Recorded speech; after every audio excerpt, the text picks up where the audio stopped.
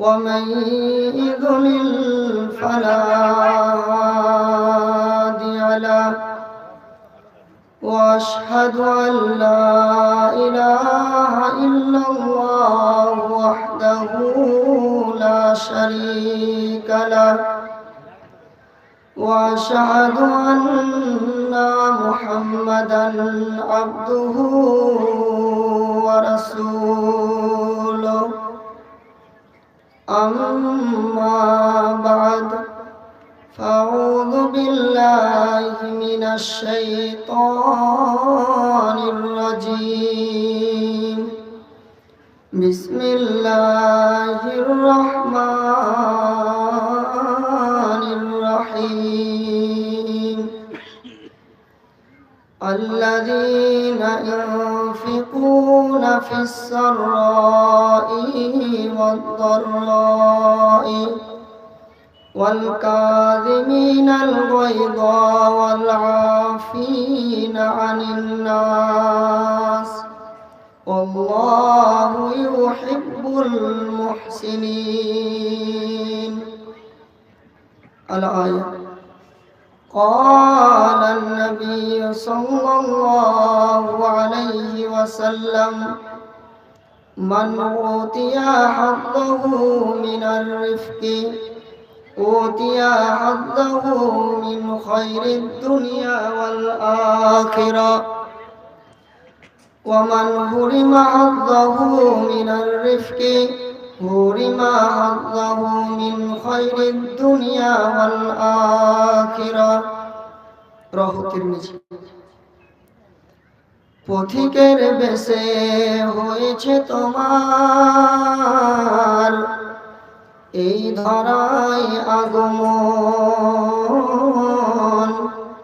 সব কিছু ফেলে চলে যাবে তুমি, আসিলে মরণক্ষণ। শূন্য হাতে এসেছিলে ভবে, পথিকের বেশে হয়েছে তোমার এই ধরায় আগমন, সব কিছু ফেলে চলে যাবে তুমি, আসিলে মরণক্ষণ। সাজো সকালে এত ছুটাছুটি, সাজো সকালে এত ছুটাছুটি, কেন বা কিসের নিশায়, সম্বল কিছু করো না জোগাড়, বসে আছো কার আশায়। বিচারের দিনে পাশে দাঁড়াবে না, বিচারের দিনে পাশে দাঁড়াবে না কেউ তো আপনজন, সব কিছু ফেলে চলে যাবে তুমি, আসিলে মরণক্ষণ গো, আসিলে মরণক্ষণ। আরামের তরে ভালোবাসো যদি, আরামের তরে ভালোবাসো যদি, শীতল গাছের ছায়া, আখিরাত লাগি তবে করো কিছু কাজ, ছাড়ো এই দুনিয়ার মায়া। প্রভুর শরণে ক্ষয় করে দাও, প্রভুর শরণে ক্ষয় করে দাও তোমার দেহ আর মন, সব কিছু ফেলে চলে যাবে তুমি, আসিলে মরণক্ষণ গো, আসিলে মরণক্ষণ। শূন্য হাতে এসেছিলে ভবে, শূন্য হাতে চলে যাবে, ধন আর জন গাড়ি আর বাড়ি সবই পড়িয়া রবে। মাটির বিছানায় শুয়াবে তোমায়, মাটির বিছানায় শুয়াবে তোমায়, পরায় বস্ত্র সাদা কাফন, সব কিছু ফেলে চলে যাবে তুমি, আসিলে মরণক্ষণ গো, আসিলে মরণক্ষণ। উপস্থিত অত্র সভার সভাপতি সাহেব,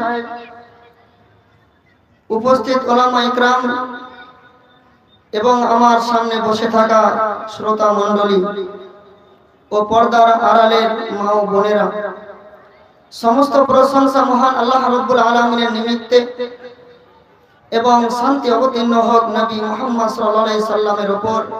আল্লাহুম্মা সাল্লি আলাইহি, আল্লাহুম্মা বারিক আলাইহি, আল্লাহুম্মা আমিন।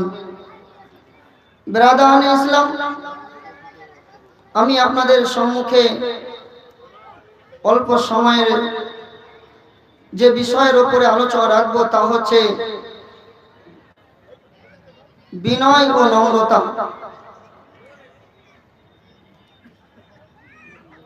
যদি আমার ভিতরে বিনয় থাকে তাহলে আমার লাভ কি,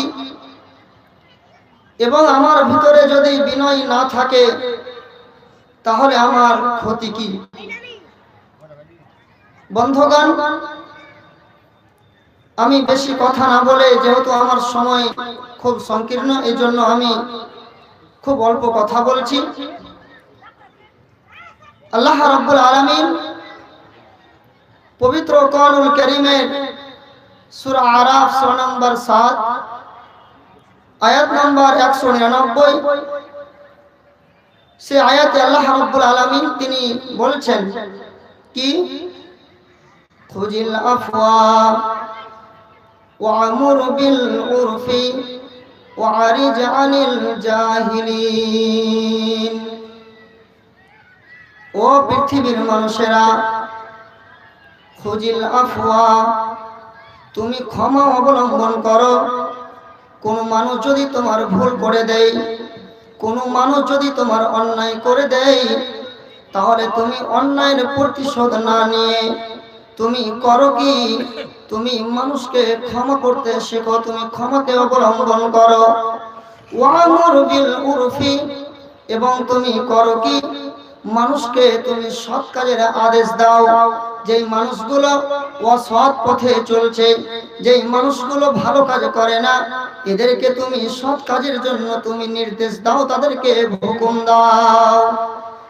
ওয়া'রিজ আনিল জাহিলিন, এবং তুমি মূর্খদের থেকে তুমি এড়িয়ে চলো। কোন মূর্খর সাথে যেই বিষয়ে যার জ্ঞান নেই, সেই বিষয়ে তার সঙ্গে তুমি তর্ক করতে যেও না। আল্লাহ রাব্বুল আলামিন এখানে তিনটি কথা বলছেন, তার মধ্যে প্রথম কথা যেটা আজকে আমার বিষয়, তা হচ্ছে কি, বিনয়, গুরুত্ব এবং ফজিলত। আল্লাহ রাব্বুল আলামিন তিনি বলছেন, খুজিল আফওয়া, তুমি ক্ষমা অবলম্বন করো। ভাইজান, যদি আমি মানুষকে ক্ষমা করি, মাফ করে দেই, কোনো মানুষ জেনে হোক না জেনে হোক, যদি কেউ আমার অন্যায় করে দেয়, যদি কোনো মানুষ ভুল করে দেয়, তাহলে আমি কেন ক্ষমা করব? ভাইজান, এটা আল্লাহ রাব্বুল আলামিনের নির্দেশ, তা আপনাকে একটা প্রমাণ দিলাম।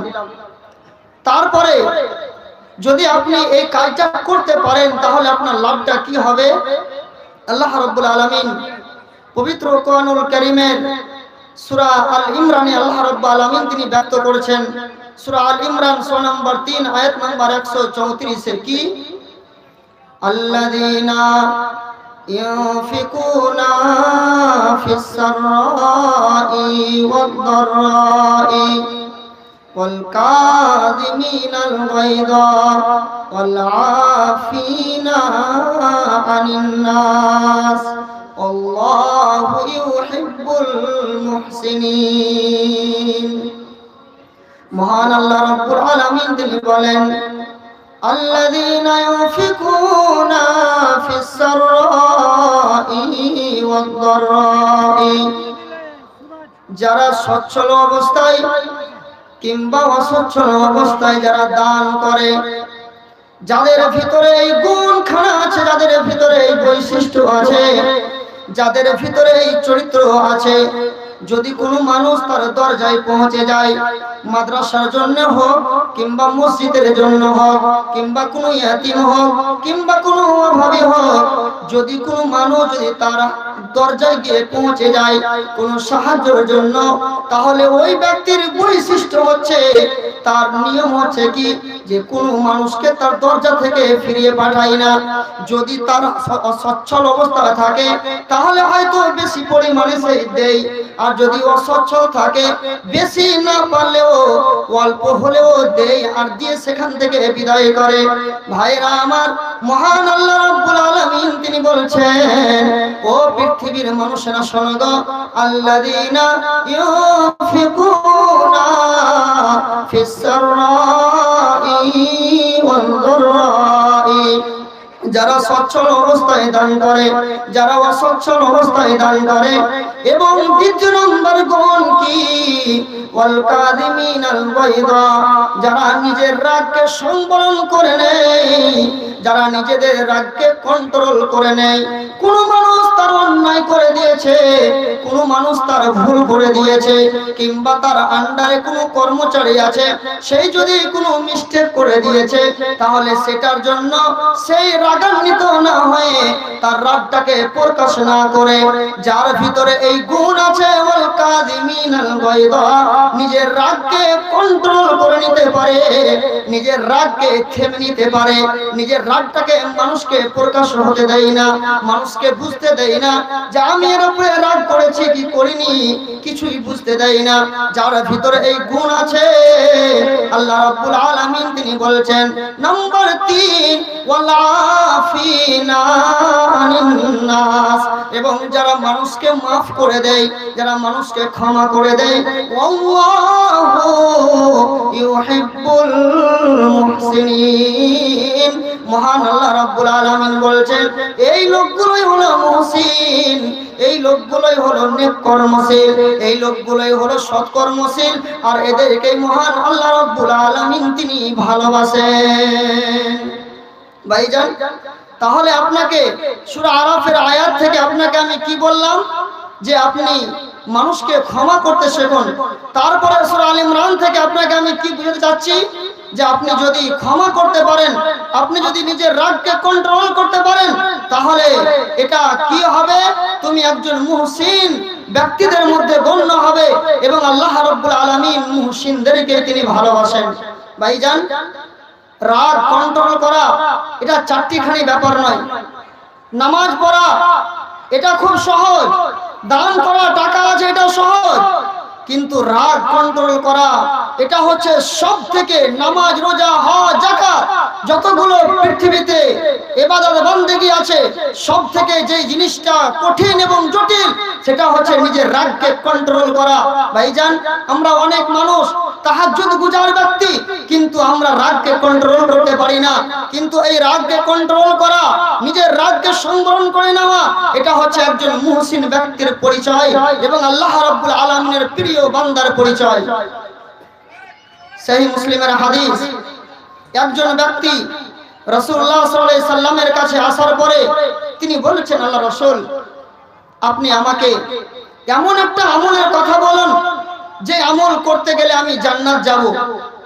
রাসূলুল্লাহ সাল্লাল্লাহু আলাইহি সাল্লাম দেখতেন যে যেই ব্যক্তি প্রশ্ন করছে সেই ব্যক্তির ভিতরে কি কমি আছে, যার ভিতরে যে জিনিসটার কমতি আছে, রাসূলুল্লাহ সাল্লাল্লাহু আলাইহি সাল্লাম তাকে সেই জিনিসটার প্রতি তিনি তাকে উৎসাহ দিতেন। তো সেই লোকটি ছিল খুব কঠোর এবং তার রাগ বেশি, আর ওই লোকটা রাসূলুল্লাহ সাল্লাল্লাহু আলাইহি সাল্লামের কাছে জিজ্ঞাসা করতে এসেছে, আল্লাহ রাসূল, আপনি আমাকে এমন একটা আমলের কথা বলুন, আপনি আমাকে এমন একটা কর্মের কথা বলুন যে আমলটা করতে গেলে আমি জান্নাত যাব। তখন রাসূলুল্লাহ সাল্লাল্লাহু আলাইহি সাল্লাম উত্তরে বলেছেন, লা তাকজাব, এর মানে কি, তুমি রাগ করিও না। এই লোকটা ভাষা রাসূলের বুঝতে পারেননি, ভাবছেন যে আমি রাসূলকে প্রশ্ন করলাম, রাসূল মনে হয় আমার প্রশ্নের জবাব দিবেন না, এর জন্য মনে হয় তিনি বলছেন রাগ করিও না। হাদিসে এসেছে ফারাদ্দা মিরারান, এই লোকটি সেই কথাটাকে আবার দ্বিতীয়বার রিপিট করলো, আবার বারবার বলল, আল্লাহ রাসূল আপনি আমাকে এমন একটা আমলের কথা বলুন, আপনি আমাকে এমন একটা কাজের কথা বলুন যে কাজটা করতে গেলে আমি জান্নাত যাব। রাসূলুল্লাহ সাল্লাল্লাহু আলাইহি সাল্লাম আবার তিনি বলেছেন, লা তাকজাব, তুমি রাগ করিও না। তার মানে রাগকে কন্ট্রোল করো, রাগকে সংবরণ করো, নিজের রাগকে খেয়ে নিতে শিখো, মানুষকে ক্ষমা করো, তাহলে কি হবে? এটা জান্নাত যাওয়ার একটা আমল। এবং যে আয়াত থেকে আপনাকে দেখালাম যে এটা হচ্ছে মুহসিন ব্যক্তির পরিচয়। ভাইজান, যদি আপনার ভিতরে এই বিনয় থাকে, যদি আপনার ভিতরে এই নম্রতা থাকে, তাহলে আপনার কি লাভ আর না থাকতে গেলে কি ক্ষতি? দেখুন, আল্লাহ রাব্বুল আলামিনের নবী মুহাম্মদুর রাসূলুল্লাহ সাল্লাল্লাহু আলাইহি ওয়াসাল্লাম তো সালাম তিনি বলেছেন, হাদিসটি জামে তিরমিজির হাদিস, কি বলেছেন? মান উতিয়া হাযযাহু মিনার রিফকি উতিয়া হাযযাহু মিন খায়রিদ দুনিয়া ওয়াল আখিরাহ। নবী আমার বলেন, যাকে নম্রতা দান করা হয়েছে, যাকে বিনয় দেওয়া হয়েছে, যার ভিতরে বিনয় আছে, মান উতিয়া হাযযাহু মিনার রিফক, যাকে নম্রতা দেওয়া হয়েছে, আল্লাহ রাব্বুল আলামিন যার ভিতরে যার হৃদয়টাকে নরম করেছেন, বিনয় করেছেন, সরল করেছেন, উতিয়া হাযযাহু মিন খায়রিদ দুনিয়া ওয়াল আখিরাহ, তাকে আল্লাহ রাব্বুল আলামিন ইহকাল এবং পরকালের কল্যাণ দান করেছেন। তার মানে বিনয় এবং নম্রতা যার ভিতরে আছে, তার ইহকালেও কল্যাণ, পরকালেও কল্যাণ। আল্লাহ রাব্বুল আলামিন তাকে ইহকালেও কল্যাণ দান করেছেন এবং পরকালেও কল্যাণ দেবেন। আর যদি এই গুণ না থাকে, ওয়ামান হুরিমা হাযযাহু মিনার রিফকি হুরিমা হাযযাহু মিন খায়রিদ দুনিয়া ওয়া হুরিমা হাযযাহু মিন খায়রিদ দুনিয়া ওয়াল আখিরাহ। বিশ্বনবী বলেন, যার ভিতরে বিনয় নেই, যাকে আল্লাহ রাব্বুল আলামিন বিনয় থেকে বঞ্চিত রেখেছেন, যার হৃদয়টা নরম নয়, যে মানুষকে ক্ষমা করতে পারে না, আল্লাহ রাব্বুল আলামিন তাকে ইহকাল এবং পরকালের সমস্ত কল্যাণ থেকে তিনি বঞ্চিত করে রেখেছেন। ভাইজান, তাহলে আপনি যদি ইহকাল এবং পরকালের কল্যাণ পেতে চান, তাহলে আপনার ভিতরে যে গুণ থাকতে হবে, আপনার ভিতরে যে বৈশিষ্ট্য থাকতে হবে, সেটা হচ্ছে আপনার চরিত্র ভালো হতে হবে, আপনাকে বিনয়ী হতে হবে, আপনাকে নম্র হতে হবে, আপনাকে মানুষকে ক্ষমা করতে হবে। ভাইজান, যদি আপনি মানুষকে ক্ষমা করতে পারেন, যদি আপনি নিজের রাগকে কন্ট্রোল করতে পারেন, আপনার কি উপকার হবে? দেখুন, আল্লাহ রাব্বুল আলামিন পবিত্র কোরআনুল কারীমে সূরা হামিম সাজদা সূরা নম্বর 41 আয়াত নম্বর 34 আল্লাহ রাব্বুল আলামিন তিনি বলছেন কি, ওয়ালা তাস্তাবিল হাসানাতু ওয়ালা সাইয়্যা ইদফা বিল্লাতী হিয়া আহসান ফাইদাল্লাযী বাইনাকা ওয়া বাইনাহু আদাওয়া কাআন্নাহু ওয়ালিয়্যুন হামীম। মহান আল্লাহ রাব্বুল আলামিন তিনি বলেন, ওয়ালা তাস্তাবিল হাসানাতু ওয়ালা সাইয়্যা, ওরে পৃথিবীর মানুষেরা, ভালো এবং মন্দ এই দুইটা জিনিস বরাবর নয়, ভালো এবং মন্দ এই দুইটা জিনিস এক নয়, ভালো আলাদা জিনিস এবং মন্দ আলাদা জিনিস। আল্লাহ রাব্বুল আলামিন তারপরে বলেছেন, ওয়ালা তাস্তাবিল হাসানাতু ওয়ালা সাইয়্যা, ভালো এবং মন্দ এই দুইটা জিনিস এক নয়। ইদফা বিল্লাতী হিয়া আহসান, তুমি মন্দকে পরিবর্তন করো ভালো দিয়ে। ফাইদাল্লাযী বাইনাকা ওয়া বাইনাহু আদাওয়া কাআন্নাহু ওয়ালিয়্যুন হামীম, তুমি যদি মন্দকে ভালো দিয়ে তুমি যদি পরিবর্তন করো, তাহলে কি হবে? যেই লোকটার সঙ্গে তোমার শত্রুতা আছে, যেই লোকটার সাথে তোমার দুশমনি আছে, এই লোকটার সাথে তোমার এমন বন্ধুতালি হয়ে যাবে, তোমার অন্তরঙ্গের বন্ধু হয়ে যাবে। কিসের বিনিময়ে? না তো তোমায় ভালো দ্বারা দিয়ে পরিবর্তন করার কারণে। তার মানে কোনো মানুষ তোমার অন্যায় করেছে বলে তুমি তার অন্যায়ের প্রতিশোধ নিও না। কোনো মানুষ তোমার ভুল করেছে, এজন্য তুমি তার এজন্য তুমি তার কোনো ক্ষতি করতে যেও না, বরং করো কি, তুমি ওই মন্দটাকে পরিবর্তন করো কি দিয়ে, না তো ভালো দিয়ে। এই ভালো দিয়ে তুমি যদি পরিবর্তন করতে পারো, তাহলে যেই লোকটা ছিল তোমার সব থেকে বড় দুশমন, তোমার থেকে এর থেকে বড় দুশমন আর কেউ ছিল না। এর সঙ্গে তুমি কি করো, এই মন্দটাকে ভালো দিয়ে তুমি পরিবর্তন করো। ভাইজান, মন্দকে ভালো দিয়ে পরিবর্তন করতে হবে কি করে? দেখুন, একটি হাদিস বলছি, হাদিসটি হচ্ছে সহিহ মুসলিমের হাদিস এবং মিসকাতের হাদিস এবং বিভিন্ন হাদিস গ্রন্থের হাদিসটি এসেছে। সেই হাদিসটি কি, যে একজন ইয়ামামা দেশের একজন লিডার, যার নাম হচ্ছে সুমামা বিন উসাল, সেই ছিল মুসলমানদের সব থেকে বড় শত্রু। সে অনেক মুসলমানকে হত্যা করেছে, অনেক মুসলমানদের খুন বইয়ে দিয়েছিল। রাসূলুল্লাহ সাল্লাল্লাহু আলাইহি সাল্লাম সুমামা বিন রাসূল সাল্লাল্লাহু আলাইহি সাল্লাম সাহাবায়ে কেরামদেরকে নাজদ এলাকার দিকে পাঠিয়েছিলেন। তো নাজদ এলাকার দিকে যেতে গিয়ে দেখতে পেলেন তাদের একজন বড় শত্রু, যার নাম হচ্ছে সুমামা বিন উসাল, যিনি ছিলেন ইয়ামামা দেশের লিডার, যিনি ছিলেন ইয়ামামা দেশের লিডার। তিনাকে যখন পেলেন, পাওয়ার পরে সাহাবায়ে কেরামরা রাসূলুল্লাহ সাল্লাল্লাহু আলাইহি সাল্লামের কাছে নিয়ে আসলেন। আর নিয়ে আসার পরে মসজিদে নববীতে তাকে হাজির করে এবারে রাসূলকে এসে খবর দিলেন। কি খবর দিলেন? আল্লাহ রাসূল, আমরা আমাদের সব থেকে বড় দুশমন, আমরা আমাদের সব থেকে বড় শত্রু, যার নাম হচ্ছে সুমামা বিন উসাল, এই সুমামা বিন উসালকে আজ আমরা বন্দী করেছি, আজ সুমামা বিন উসালকে আমরা ধরেছি, সুমামা বিন উসালকে আজ আমরা মসজিদে নববীতে বেঁধে রেখেছি। আল্লাহ রাসূল সুমামা বিন উসালের কাছে গেলেন।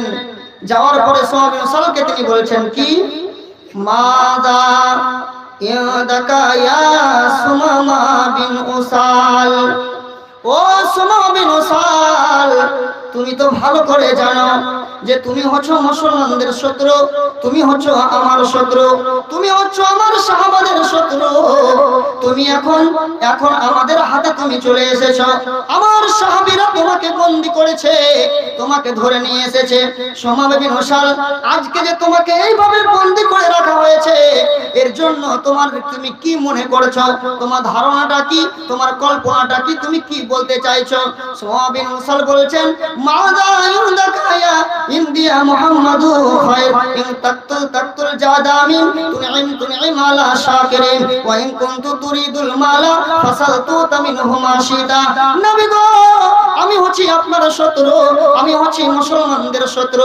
এই জন্য আমি যে ধারণাটা করেছি তা হচ্ছে সেই ধারণাটা হচ্ছে অতি উত্তম। আপনি যদি খুনের বদলে, আমি একজন খুনি, আমি অনেক মানুষকে, অনেক মুসলমানকে হত্যা করেছি, আপনি যদি আমাকে খুন করতে চান তাহলে খুন করতে পারেন। আমি হচ্ছি আমাদের দেশের একজন লিডার, আপনি যদি বলেন যে আপনি আমার কাছে কিছু মালধন নেবেন আর নেওয়ার পরে আপনি আমাকে ছেড়ে দেবেন, তাহলে এটাও করতে পারেন। আর যদি মনে করেন আপনি আমাকে এমনিতেই ছেড়ে দেবেন, তাহলে আমি আপনার কৃতজ্ঞতা আদায় করব, আর আপনি আমার প্রতি আপনি অনুগ্রহ করলেন। আল্লাহ পাকের নবী এই কথা শোনার পরে সুমামা বিন উসালকে আর কোনো প্রশ্ন করলেন না, ওই অবস্থাতে রেখে দিলেন। অনেক লম্বা হাদিস, আমার সময় শেষ বলে আমি তাড়াতাড়ি বলছি। তারপরে দ্বিতীয় দিন আবার বিশ্ব নবী মসজিদে নববীতে আসলেন। মসজিদে নববীতে আসার পরে আবার পুনরায় একই কথা জিজ্ঞাসা করেছেন, মাযা ইনদাকা ইয়া সুমামা বিন উসাল, আরে সুমামা বিন উসাল, আমার সাহাবীরা তোমাকে একদিন ধরে বেঁধে রেখেছে, এর জন্য তোমরা আমার ব্যাপারে কি ধারণা করেছো? সুমামা বিন উসাল পূর্বের দিন যেই উত্তর দিয়েছিলেন, একই উত্তরে বলেছেন, ইন্দিয়া মুহাম্মাদু খায়র, ইন তাকতুল জাদামিন তুনঈম আলা শাকিরিন, ওয়া ইন কুনতু তুরিদুল মালা ফাসালতু তামিনহু মাশিদা। নবী গো, আপনার প্রতি আমার ধারণা অতি উত্তম। আপনি যদি আমাকে খুন করেন তাহলে খুনের বদলে খুন করবেন, আপনি যদি আমার কাছে মাল নেন তাহলে আপনাকে দেওয়া হবে, আপনি যদি আমাকে ছেড়ে দেন তাহলে আপনি আমার উপর অনুগ্রহ করলেন। বিশ্বনবী আজকের দিনেও সুমামা বিন উসালকে কোনো কিছু বললেন না। দ্বিতীয় দিন আবার ওই অবস্থায় ছেড়ে দিলেন। সুমামা বিন উসালের খাওয়া থেকে নিয়ে আরো যাবতীয় যত রকমের মেহমানদারি করা সাহাবায়ে কেরামরা সব করছেন, কিন্তু শুধু সুমামা বিন উসালকে আটকে রেখেছেন। তৃতীয় দিন আবার বিশ্বনবী মসজিদে নববীতে আসলেন। আসার পরে আবার বলেছেন, মা যাইন দেখা গেছো মামা, ও সোমা বিন উসাল, একদিন হয়ে গেল, দুদিন হয়ে গেল, আর 3 দিনের দিন পড়ে গেল, আমার সাহাবীরা তোমাকে এখনো ছাড়েনি, আমি এখনো ছাড়ার অর্ডার দেইনি, তার মানে তুমি কি ভাবছো আমরা কি করব মনে করেছো? সোমা বিন উসাল 2 দিন যে উত্তর দিয়েছিলেন, একই উত্তর বলেছেন ইন্ডিয়া মুহাম্মাদু খায়র, ইন তাকতু জাদা মিন তুনি মালা শাকিরিন ওয়া ইন কুনতু তুরিদুল মালা ফাসালতু তামিনহু মা শিতা। নবী গো, আমার ধারণা আপনার উপরে খুব ভালো, যদি আপনি আমাকে হত্যা করেন তাহলে খুনের বদলে খুন করবেন, যদি আপনি আমার কাছে মাল চান মাল দেওয়া হবে, যদি আপনি আমাকে যদি ছেড়ে দেন তাহলে আপনি আমার গণগণ করবেন। এই কথা বলার পরে 3 দিনের দিন বিশ্বনবী আর সোমা বিন উসালকে কিছু বললেন না, সাহাবায়ে কেরামদেরকে এলান করে দিলেন, ও আমার সাহাবীরা রে, সোমা বিন উসালকে তোমরা 3 দিন ধরে বেঁধে রেখেছো, আজকে সোমা বিন উসালকে রেহাই দিয়ে দাও, সোমা বিন উসালকে কিছুই বলতে হবে না, সোমা বিন উসালকে ছেড়ে দাও। বিশ্বনবী যখন এমন কথা বললেন, সোমা বিন উসালকে যখন ছেড়ে দেওয়া হলো, সোমা বিন উসাল তিনি আর নিজেকে সহ্য করতে পারলেন না, করলেন কি, মসজিদে নববীর পাশে পুকুরে গোসল করলেন, আর গোসল করার পরে তিনি বলছেন, আশহাদু আল্লা ইলাহা ইল্লাল্লাহু ওয়া আশহাদু আন্না মুহাম্মাদান আবদুহু ওয়া রাসূলুহু।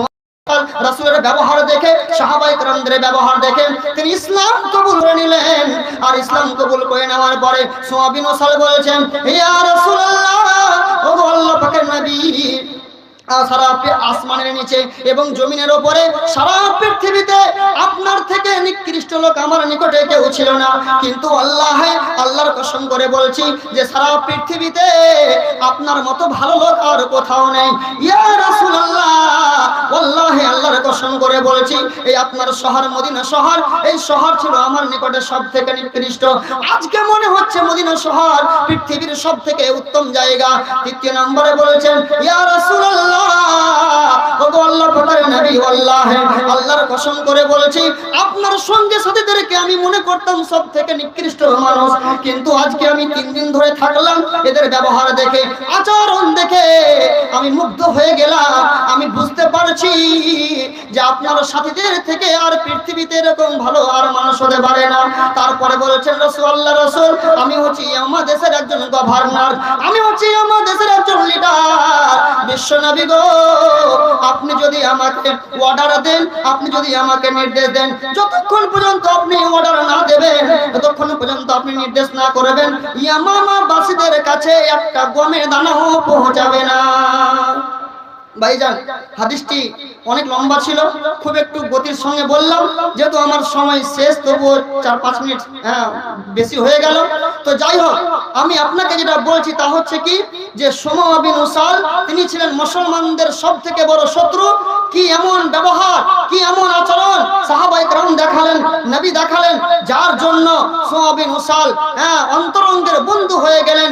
শেষে তিনি এই কথাই বললেন যে আপনার বিনা পারমিশনে আমি ইয়ামামাবাসীদের কাছে একটা গমের দানাও পৌঁছাবো না। এই জন্য আল্লাহ রাব্বুল আলামিন কি বললেন, ওয়ালা তাস্তাবিল হাসানাতু ওয়ালা সাইয়্যা ইদফা বিল্লাতি হিয়া হাসান ফাইদাল্লাযী বাইনাকা ওয়া বাইনা আদাওয়াতুন কাআন্নাহু ওয়ালিয়ুন হামীম। ওরে পৃথিবীর মানুষেরা, ভালো এবং মন্দ দুটো জিনিস এক নয়, ভালো আলাদা, মন্দ আলাদা।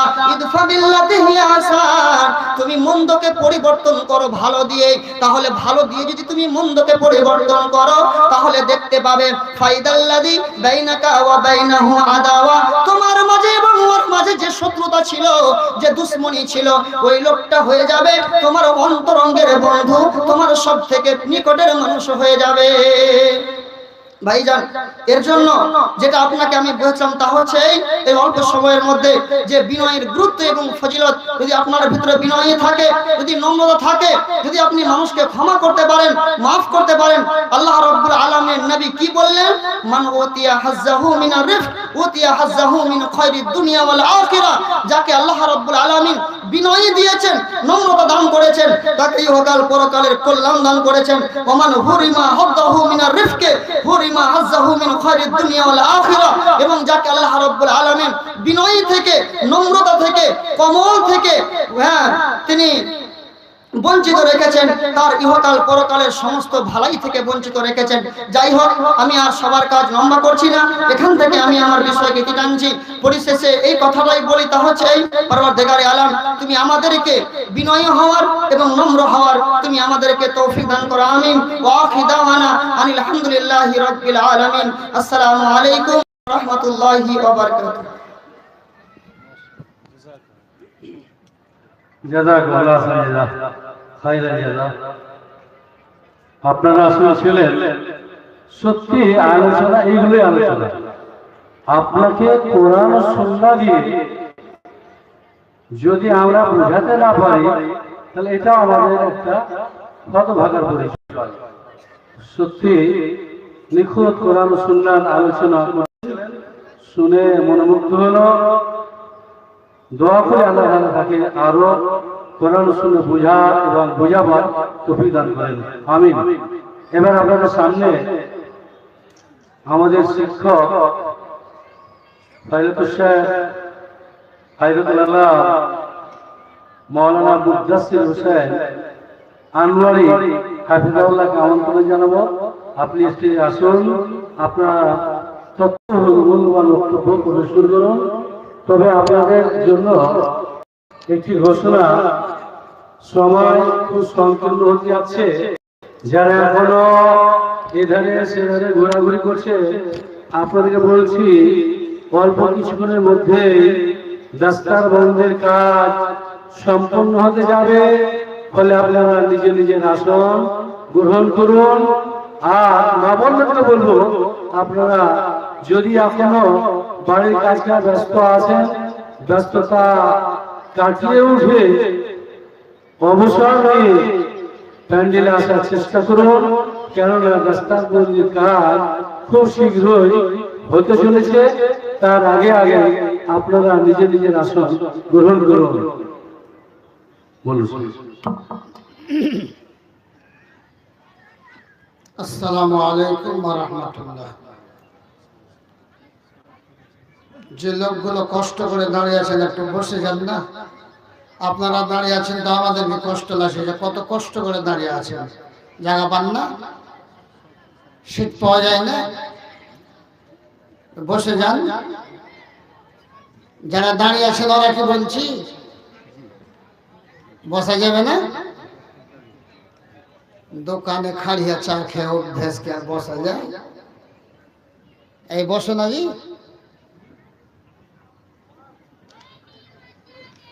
ইন্নাল হামদালিল্লাহ নাহমাদুহু ওয়া নাস্তাঈনুহু ওয়া নাস্তাগফিরুহু ওয়া নাউযু বিল্লাহি মিন শুরুরি আনফুসিনা ওয়া মিন সাইয়্যাতি আমালিনা। من يهده الله فلا مضل له ومن يضلل فلا هادي له. أشهد أن لا إله إلا الله وحده لا شريك له وأشهد أن محمدا عبده ورسوله أرسله بالحق بشيرا ونذيرا وداعيا إلى